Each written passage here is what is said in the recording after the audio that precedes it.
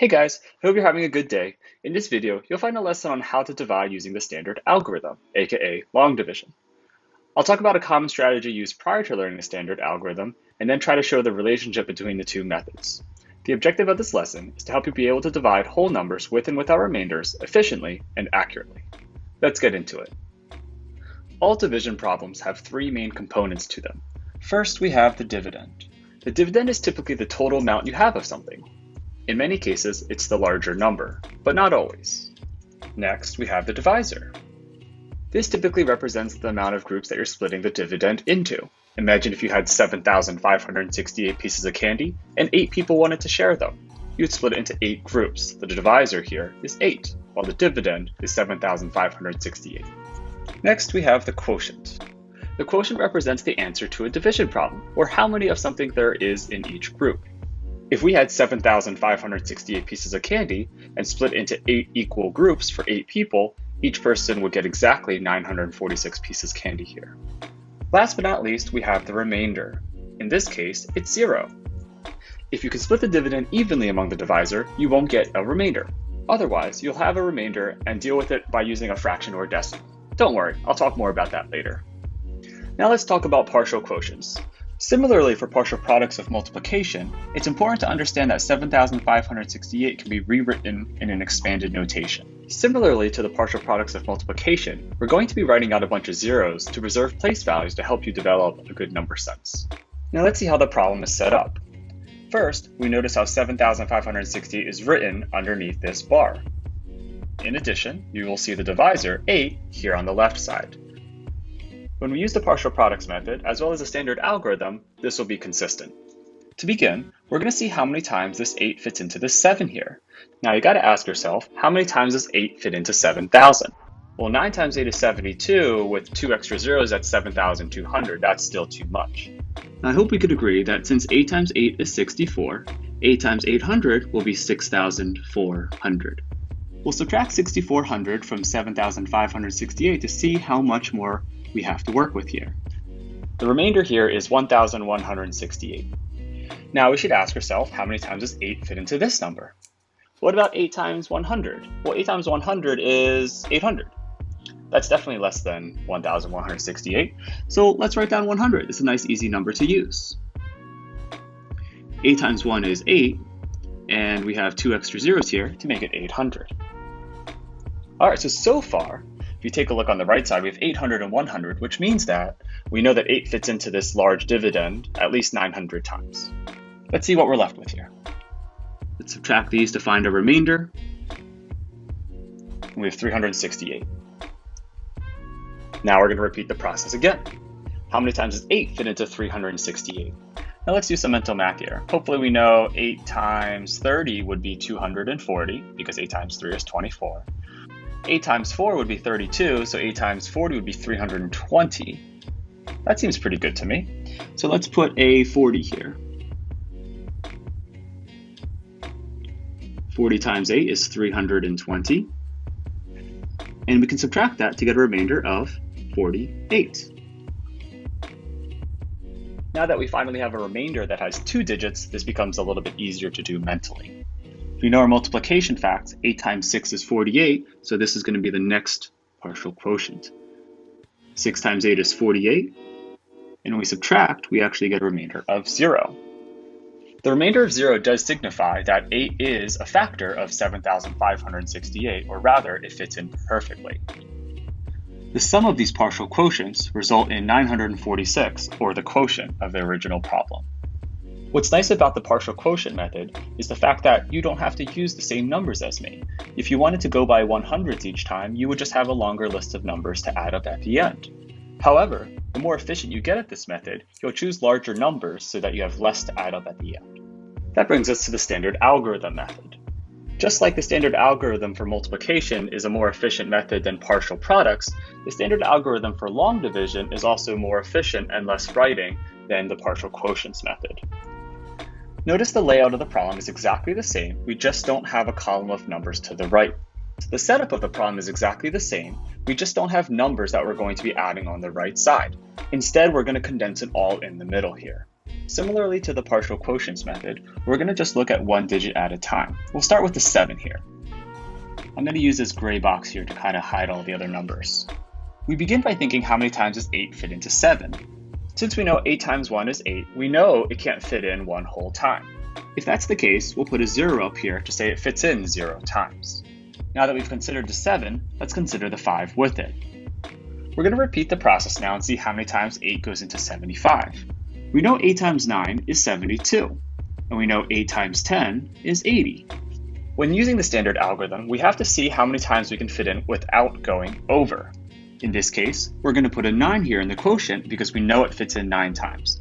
Now, since it wasn't perfect, we're going to subtract to find how much we were off by. In this case, we're off by 3. Now that we've finished using both of these digits, we're going to now consider the 6 as well. The 6 is going to team up with the 3 down here to make 36. If you understood what we've done so far, the rest of this is going to get easier. We're going to repeat the process and see how many times 8 fits into 36. Now we know 8 times 4 is 32. And we know 8 times 5 is 40. We're going to have to go with the 4 here since it kept us under 36. We're going to write a 4 up here in our quotient and write that 8 times 4 is 32. We're off by 4. Finally, we're going to bring in the 8 here. We're going to bring this 8 down to join forces with the 4 to make 48. We're going to repeat this process one last time and see how many times 8 goes into 48. Well, we already know 8 times 5 is 40, and we know 8 times 6 is 48. It's always a nice thing when it goes in perfectly, because as you notice here, we get a remainder of 0. If we divide 7,568 by 8, we get a quotient of 946. The key difference between this and the partial quotients method is that we don't need to add up these numbers together here. I've summarized the standard algorithm for division process, or long division, into 5 simple steps. First, divide. Second, multiply. Third, subtract. Fourth, bring down. And 5, repeat. If you can remember these 5 steps, you're going to do just fine. Let me demonstrate. We're going to start by dividing 2 by 8 and see how many times 8 fits into 2. Since 8 fits into 2 0 times, we'll put a 0 up here in our quotient. Whenever this happens and we start off with a 0, we just repeat step 1, just with the first 2 digits instead of just the first digit of 2. We're going to see how many times 8 goes into 24. For step 1, we'll divide 24 by 8, and we're going to get 3. Step 2, we're going to multiply 8 by 3 to get 24. Step 3, we're going to subtract, and we get a remainder of 0. Step 4, we're going to bring down the next number, which is this 3, and the 3 is going to team up with the 0 to make one number of 3. That brings us to step 5. We're just going to repeat this whole process, starting with using this 3 here. Back to step 1, 3 divided by 8, it goes in 0 times. We'll put a 0 up here in our quotient. Step 2, we're going to do 0 times 8 to get 0. Step 3, we're going to subtract. 3 minus 0 is going to be 3. Step 4, we're going to bring down this 2 to team up with the 3 to make 32. And step 5, we're going to repeat the whole process again, but now with this 32. Step 1, 32 divided by 8 gets us 4. Step 2, 4 times 8 is 32. Step 3, we're going to subtract, get 0. And there's no more numbers to bring down, and there's nothing to repeat. In this case, the quotient is 304. Now that we've covered some vocabulary, background, and explanations, let's try some together. I'll do some practice problems with you, but I'll also give you the opportunity to try some on your own and check with me. This will help build your confidence with the skill.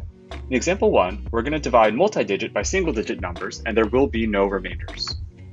Copy down example A and try it with me. First, we divide 4 by 7, and it fits in 0 times. Since it fit in 0 times, we'll look at 44 instead. We know 7 times 5 is going to be 35. If we do 7 times 6, that's going to be 42. And if we do 7 times 7, that's going to be 49. Which one of these was the closest without going over 44? I'm going to go with the 6 here because 42 is very close. 6 times 7 is 42. Next, we're going to subtract these two values to get the remainder here of 2. Please note that this remainder always has to be smaller than the divisor, 7. Next, we're going to bring down this 3 to team up with the 2. Our new number here is 23.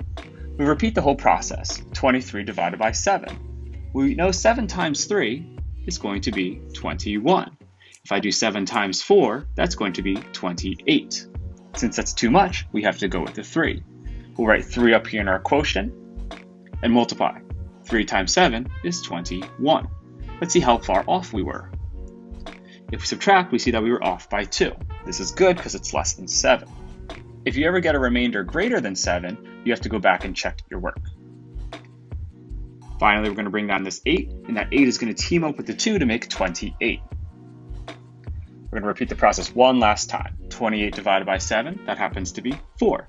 We'll write that up here in our quotient and multiply. 4 times 7 is going to be 28, and we're going to subtract. Here, we get a remainder of 0. The quotient in this problem is going to be 634.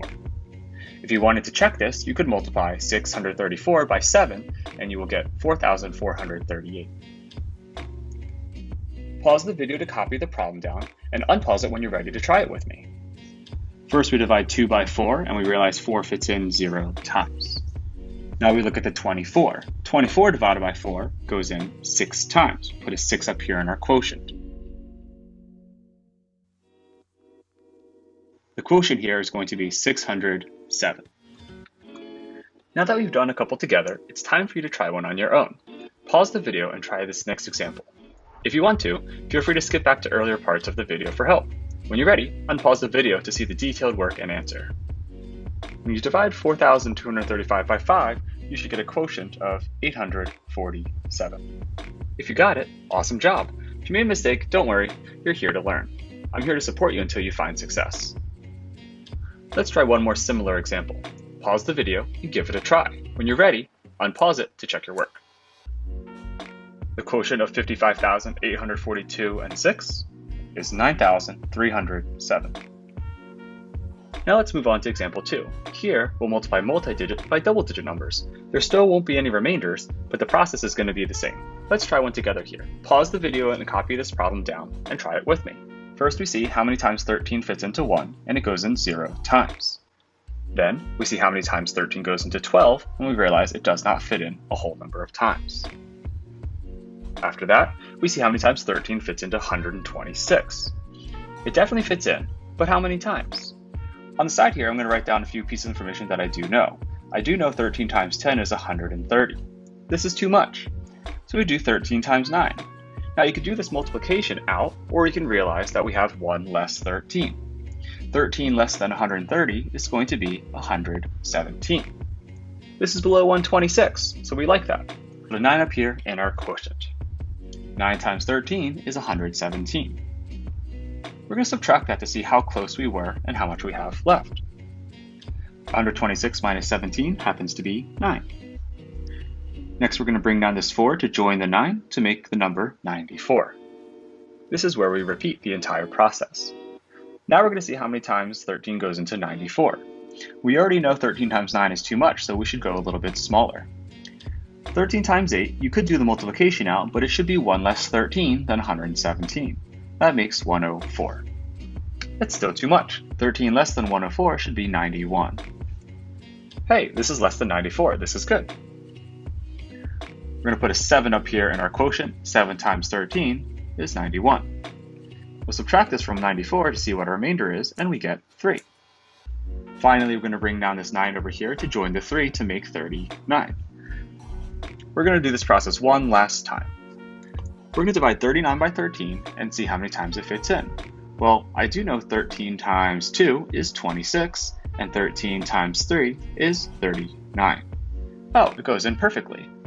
We're going to put a 3 up here in our quotient. 3 times 13 is 39.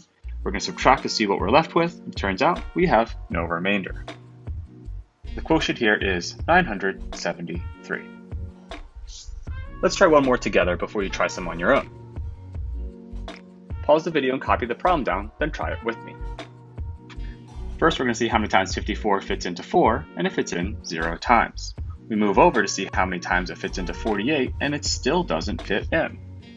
If we move over one more digit, we're going to see how many times 54 fits into 489.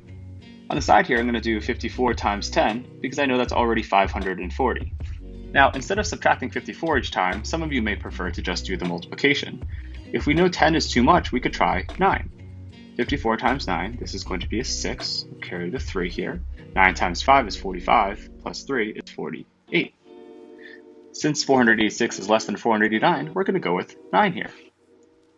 We already know 9 times 54 is 486 because we just did it on the side. And we're going to subtract to see the difference. Seems like we were only off by 3 here. Next, we're going to bring down the 7 to join the 3 to make 37. The question is, how many times does 54 fit into 37? The quotient for this problem is 907. Now it's your turn. Pause the video and copy down this problem and give it a go. When you're ready, unpause the video to see the detailed work and answer. The quotient here should be 475. And let's try just one more similar example here. Pause the video and give it a try. When you're ready, unpause it to check your work. The quotient here should be 403. So far, all the examples we've done have had no remainders. In example 3, we're going to try some problems that do have a remainder. Let's start with this problem here. Since 3,402 doesn't end with a 0 or 5, it should be clear to you that there is going to be a remainder here. Multiples of 5 have to end in 0 or 5.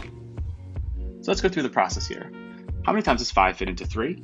Fits in 0 times. How about 5 into 34? Well, I know 5 times 6 does get us 30, so we'll write a 30 here and subtract. Okay, subtract here, we're going to end with a 4. If you were thinking to then bring down the 0 here, nicely done. The 0 is going to team up with this 4, and we're going to repeat the process. Subtract here, our remainder is going to be 2. At this point, there are no more numbers to bring down. There are 2 ways to write your answer at this point. If you want to write your answer as a fraction, you write it like this. First, we take our quotient of 680, which we already got from the top, and we take our remainder, this 2 down here, and we write it as a fraction over this 5. The final quotient here would be 680 and 2/5. Now, if you prefer to use decimals instead of fractions, let me show you what to do. Next to the dividend here, I'm going to put a decimal and put a 0. This doesn't change the value of 3,402 because 3,402.0 is the same thing. On top here, we're also going to place a decimal. We realize now that we're going to have a part. We're going to bring down this 0 here to team up with the 2 to make 20. We're going to repeat this process one more time here. How many times does 5 fit into 20? Well, it fits in 4 times. 4 times 5 is 20. And finally, we have a remainder of 0. The decimal version of this quotient is 680.4. Now 2/5 is the same thing as 4/10, and 0.4 literally is 4/10. You can see here that they are equivalent. So again, you can write your quotient here 2 ways, 680 and 2/5, or 680.4. Pause the video and copy down the problem. Unpause it when you're ready to try it with me. So first we're going to see how many times 12 fits into 7, and it fits in 0 times.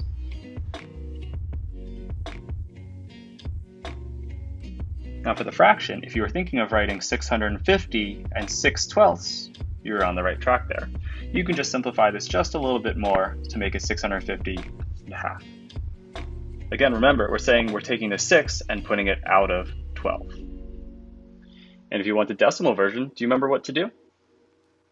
We're going to put a decimal here and a decimal here and add a 0. We'll bring down the 0, have it team up with the 6 down here to make 60. It seems like we already know 12 times what is 60? It is 5. 5 times 12 is 60. We subtract here, our final remainder is 0. Our decimal version of this quotient is going to be 650.5. You can write your quotient here 2 ways. You can either write 650 and a half, or you can write 650.5. Alrighty, now it's your turn. Pause the video and give it a try. When you're ready, unpause it to check your answer. The 2 answers you could have gotten were 4 and 1/4, or 4 and 25 hundredths. How'd you do? If you need to revise anything, look it over. All right, let's try this one more time. Pause the video, copy the problem down, and give it a go. When you're ready, unpause it. Check your answer. You should have gotten a quotient of 12 and 3/8. But as a decimal, you should have gotten an answer of 12 and 375 thousandths. In example 4, I'm going to show you how we can use rounding to quickly get a reasonable estimate. In this example, we have 3,402 divided by 5. The quotient here is 680.4. How do we know if that's reasonable or not? We start off by looking at the 5 here. Now, if this 5 happened to have more than one digit, we would round it so it had one leading digit followed by a bunch of zeros. Since it's only one digit, we're going to leave it alone here. From here, we're going to think of multiples of 5. Now, 34 is between two multiples of 5. It's between 30 and 35. If we wonder which one it's closer to, I'd argue it's closer to 35. We would round 3,402 to 3,500. The reason why we're rounding it up to 3,500 is because 35 is a multiple of 5. Since we rounded this number up, it does make sense that 700 is above the actual number of 680.4. Let's try one more together. Here we have 7,806 divided by 12. Again, we're going to start with the divisor here. 12 has two digits this time. We need to round it so it only has one digit followed by zeros. Now we would round 12 to either 10 or 20. Since it's closer to 10, we're going to write 10. We rounded this one down. Now that we've rounded the divisor, let's think about multiples of 10. So since we have 78 here, we need to think, is this closer to 70 or closer to 80? Let's round this up to 80. So I'm going to write 8,000 here. Notice here we have two digits and we have two digits. We're going to see 10 times what is 80. Since 10 times 8 is 80, we're going to put an 8 here and put two zeros. 650.5 is a reasonable value when we have an estimate of 800. Now it's your turn. Pause the video and write this problem down. Give it a try. When you're ready, unpause the video to check your answer. We have an estimate of 4 here. Pause the video and give it a try. When you're ready, unpause the video to see how you did. Since 3 fits into 39 13 times, 13 would be a good estimate here. To conclude this video, we're going to do a couple application problems together. In this first example, the top 13 runners on a middle school cross-country team ran a total of 10,608 miles combined. If they all ran the same number of miles, how much did each student run? Since we're dealing with the division application problem, we should probably start off with the total number of miles being the dividend. Next, if the miles are split evenly amongst each of the runners, we should divide by how many runners there are. When you divide these two values, you should get a quotient of the number of miles each student ran. Since 13 doesn't fit into 1, we'll put a 0 here, it fits in 0 times. 13 also doesn't fit into 10, we'll put a 0 above that because it fits in 0 times. We have 0 as our remainder here. Our quotient here of 816 tells us that each student must have ran 816 miles. Now it's your turn. Read this question carefully and pause the video. When you're ready to check the answer and get some hints to guide yourself along, feel free to unpause the video to check it out. Notice, after doing long division, I actually get a decimal answer here, 11.52. Now since that's not practical, I'd have to give them either 11 whole or 12 whole Jolly Ranchers. We actually round down to 11 since we don't have enough to give every student 12 whole Jolly Ranchers. What this 11 signifies is that Mr. Lee can give each student 11 Jolly Ranchers each. This remainder of 65 here lets us know that each student can get 11 Jolly Ranchers and there would be 65 left over. The 65 out of the 125 students mean that more than half of them could have gotten another one, but not everybody. To be fair, we'll give each student 11 whole Jolly Ranchers. I hope you found this lesson useful in improving your understanding of how to use the standard algorithm for division. Have a great day!